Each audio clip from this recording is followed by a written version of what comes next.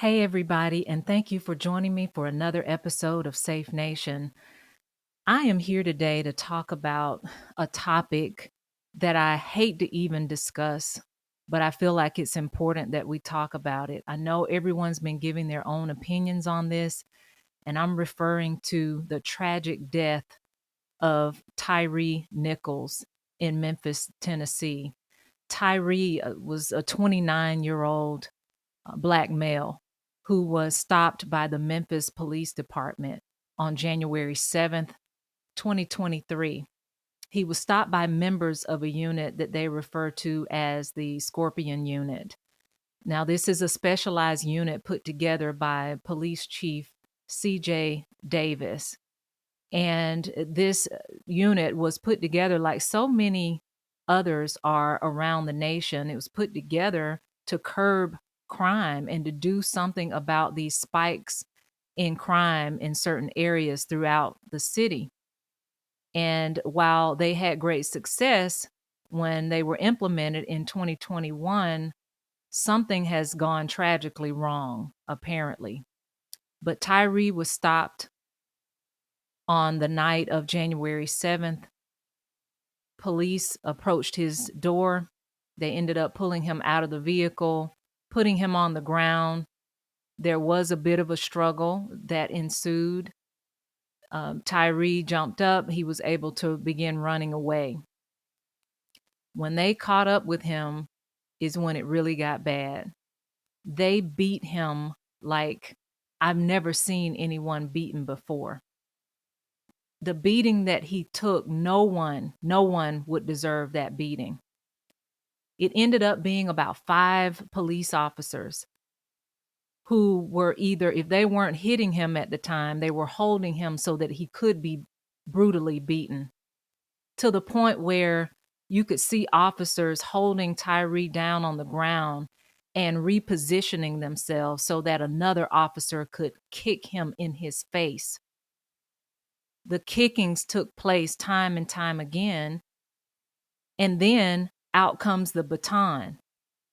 Again, the officers positioned themselves so they wouldn't get struck by the baton, but instead they were emboldened enough. This officer was emboldened enough to hit Tyree with a baton. They beat him almost to death at the scene. However, he did not die at the scene. He ended up dying days later at the hospital. It's sickening. So there's a lot of scrutiny, a great deal of commentary, as there should be in instances like this.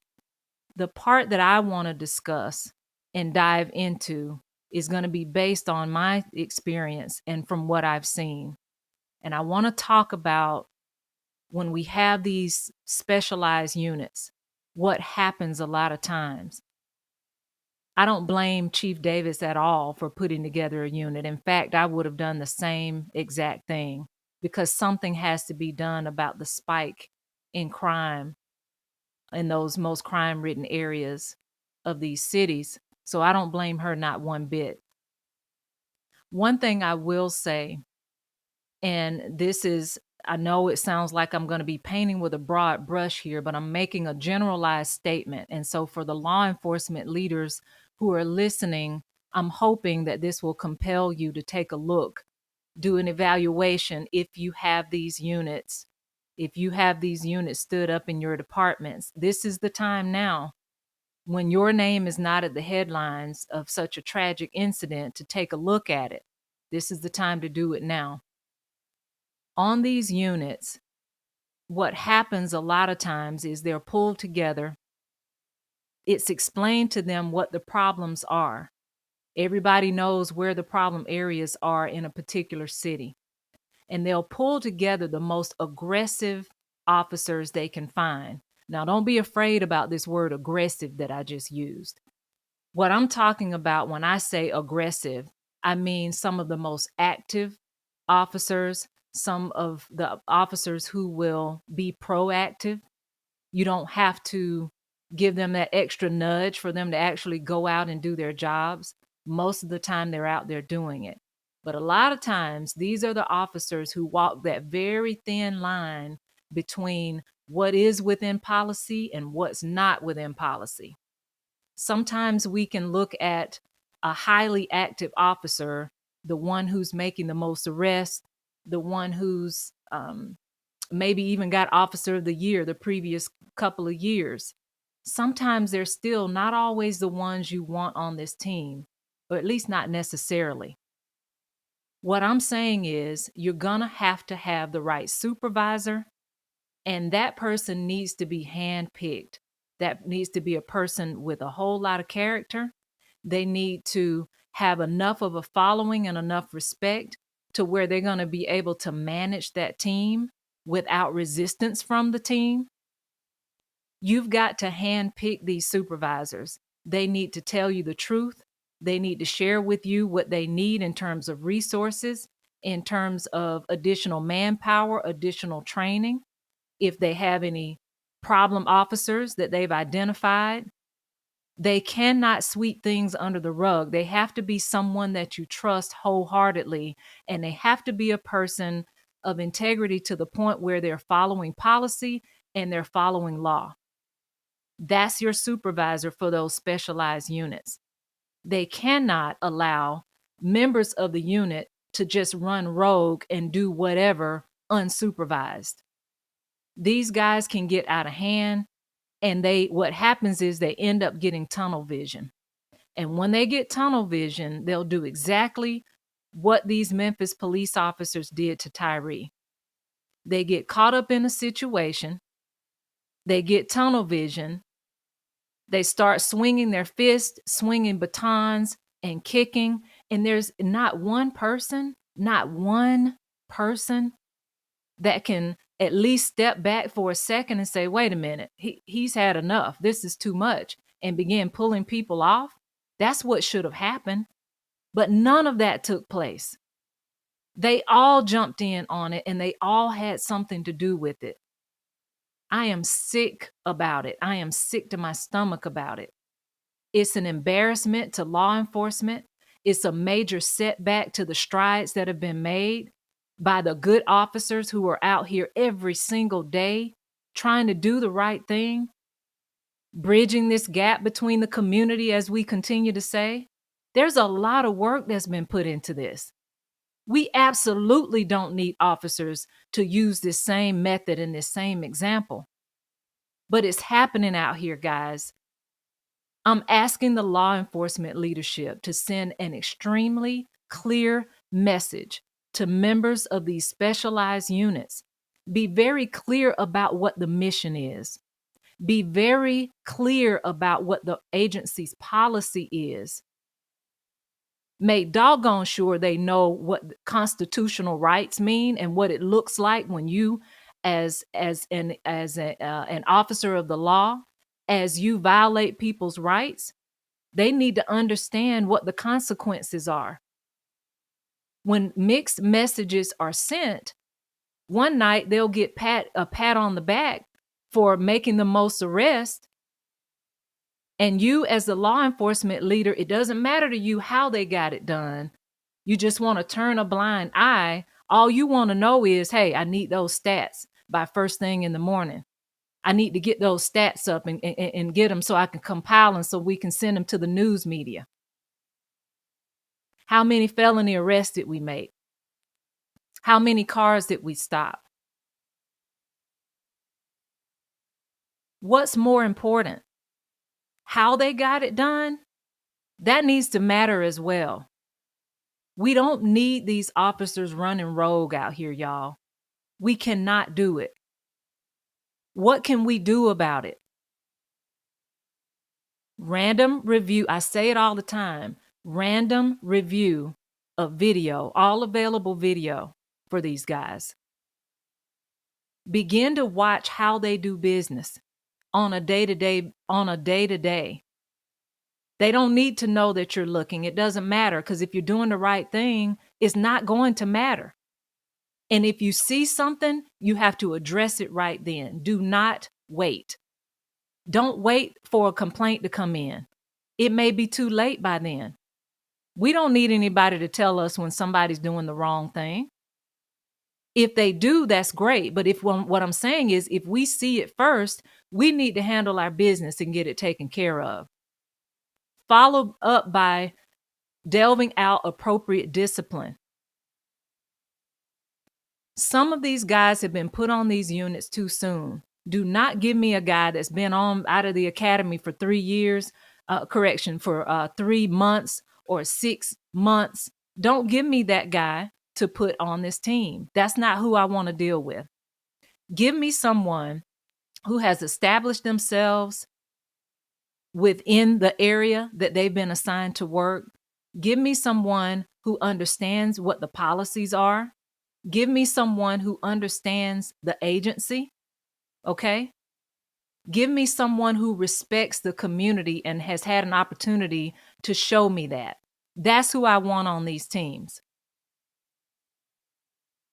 I've seen it happen, and so why am I so passionate about it? Yeah, I've been chewed out before by leadership regarding these specialized units. When I've seen some things when it comes down to knowing that these individuals need discipline, and I say something about it because of certain policy violations that they're allowed to get away with. Why? Because they've been put on this elite specialized team. So they get a chance to violate certain policies without anything being said to them or without the same discipline being delved down to them. Meanwhile, the rest of the agency, the rest of the officers are looking at them like, what the heck? Why didn't they get the same discipline that someone who's not on the unit got? Why is it okay? It's not okay. That's what I'm telling you. It's not. It's not. Please do a thorough check of these units. They are out here and they're out of control. Nobody out of that group in Memphis took a step back to have a bird's eye view to say, whoa, wait a minute. We are dogpiling this guy and he's defenseless. He called for his mama, for God's sake. When you see a man that calls for his mama, who was only a few houses down, by the way, I wish she had been able to hear him, and I know that she does too. I wish somebody could have heard him. Maybe they would have distracted these officers for a minute until they could come to their senses. But when you have a grown man calling for his mama, just like George Floyd did, he knew it was the end. He was helpless and he's calling for somebody who cares about him, loves him unconditionally. That's why he called for his mama. There was nothing else he could do.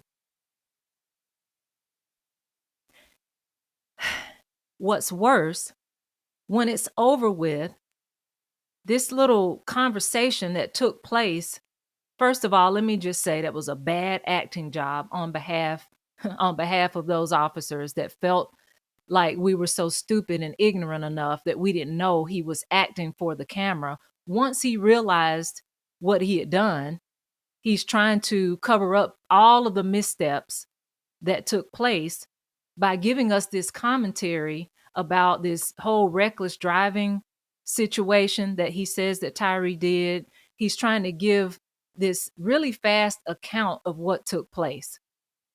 When they begin to do that, they realize that they are on camera. They realize it. Yeah.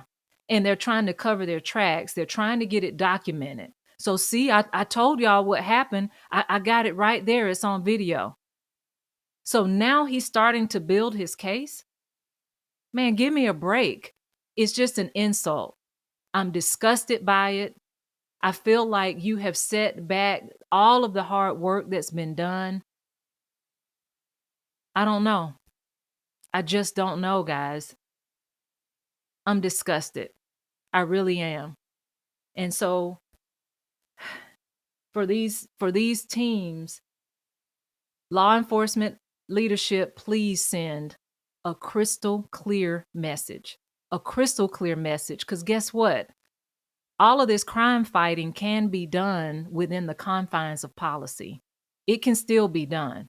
And I know you've heard me say before that crime is a dirty job. Sometimes you got to get your hands dirty. Let me be very clear. What I mean by that, you can still do crime fighting without violating people's rights. You can still do crime fighting. When I say you got to get your hands dirty, I mean that there are times when you do have to use force. You do have to use force sometimes. Everyone is not going to go willingly all the time, but there's a way to do it. I am extremely disappointed in these officers. Most of them have only been on for maybe and served for maybe a couple of years, anywhere between, I believe, 2 and 6 years. They know better. They did it so easily because they've seen it done before. And I know people always say, well, we got to look at the training. Yes, we're always examining our training. You should always examine your training, but this was not taught to them in anybody's training academy. I can tell you that right now. This is some stuff you learn from bad cops out on the street. This is some stuff that you learn by little seeing what you can get away with, little by little. This is the end result of it. This is what happens when you don't have a supervisor who is checking them the way that they should check them. I'm talking about that immediate supervisor. Some of you have heard me say all of this before, but this puts it all in perspective.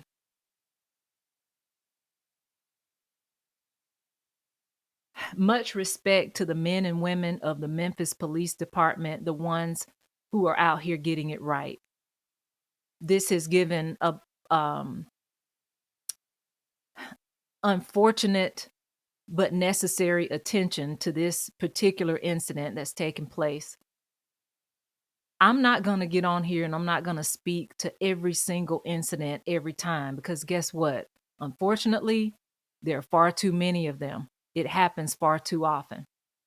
But I felt compelled to say something about these units and how we're putting these units together and what should be expected and the monitoring of these units. I've seen it happen. So what I'm talking about there is not specific to just Memphis. It's going on in your agencies. If you're listening to me and you're a law enforcement officer and you know it is. You know what? Sometimes it's so bad that even the officers assigned to it, whenever they get off of those specialized units, for whatever reason, they have the nerve to come out with an attitude. They have an attitude because they still want to continue to do that sort of patrolling. They want to be able to get away with doing whatever they want to do. They're so savvy and so creative that they know how to craft their reports in such a way to where it makes it look like they're right all the time. And that's a whole nother thing. When you're looking at those videos, it's not just about watching and analyzing video footage, but go ahead and pull the report that goes along with that incident. So now you have the video camera footage and you have the incident report. And while you're at it, pull the CAD log and in any other documentation that you can get. Do a cross reference. If that incident report does not contain some important elements that should be on there, then you're going to have to go ahead and check it, and you need to get that handled. That's called cover-ups. Yeah, that's covering things up right there. That's creating that culture to continue it, to allow for that to be the culture of your agency. It's sickening.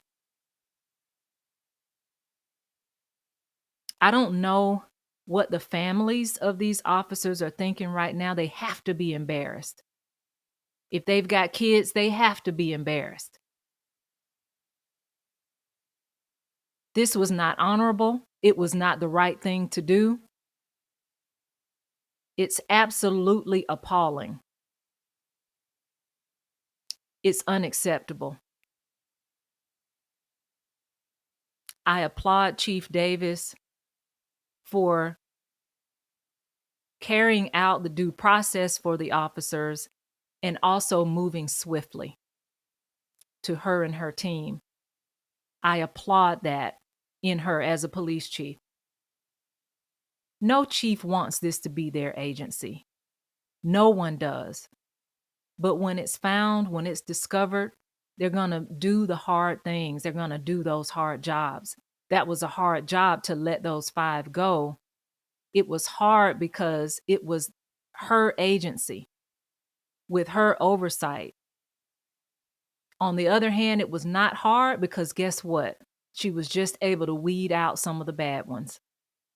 Lord knows I wish she could have done it before it came to this.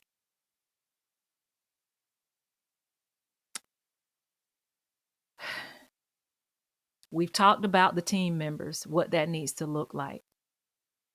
We've talked about the importance of that immediate supervisor and the characteristics of that individual. We've talked about law enforcement leadership sending a very clear message about the mission, not going back and forth, patting them on the back one night, but then not wanting to know how they're getting their job done the next night.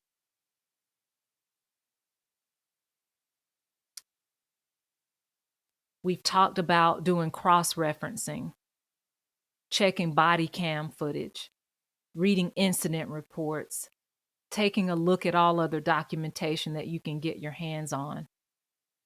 We've also discussed what it looks like when you take matters into your own hands and not have to wait on a complaint to come in. These sorts of units get complaints all the time. It's not uncommon for them to get complaints because they're out there and they are supposed to be getting the worst of the worst. So it's not uncommon, but every single complaint that does come in truly needs to be looked into. If there's any validity to it, it has to be handled. Guys, we got to do better. It is so hard to try and convince people, convince the community that you're for them, and you're out here beating them down like dogs in the street. Let up, bruh. Really, like at some point, you got to stop. You need to get a hold of yourself. If you cannot use the amount of force that is necessary to effect the arrest, and only that amount, you're in the wrong profession. I'm telling you right now, because you have no control. None. Zero. Do better. We're better than this. I'm still saying we because I spent 30 years doing it in the profession.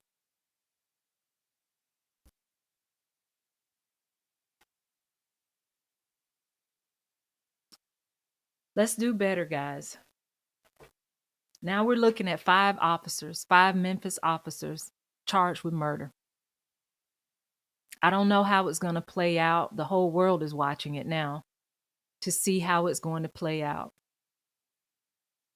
But I pray for justice for Tyree Nichols. I pray for peace in our communities. Nothing will be able to restore and bring back Tyree. Nothing.